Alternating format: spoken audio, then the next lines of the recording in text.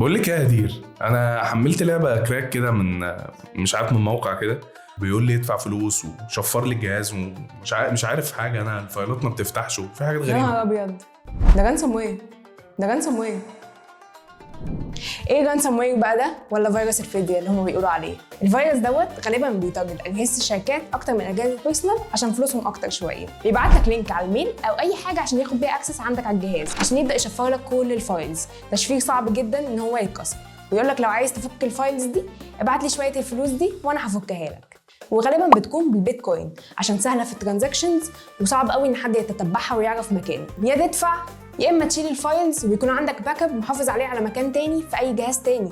لو هو على نفس الجهاز هيكون طبعا اتشفر. ويا ريت لو جالك اي لينك مش عارف مصدره ايه حطه على حاجه زي فيروس توتال عشان تتاكد ان هو مش ماليشيس. ويا ريت لو تنزل انتي مالوير وانتي رانسوم وير وانتي فيروس، وتخلي دايما جهازك والبرامج ابديتد. ويا ريت بلاش تنزل اي حاجه كراك ولا برامج ولا العاب، وما تنزلش افلام او اي حاجه من مصادر مش موثوقه ومش اوفيشال.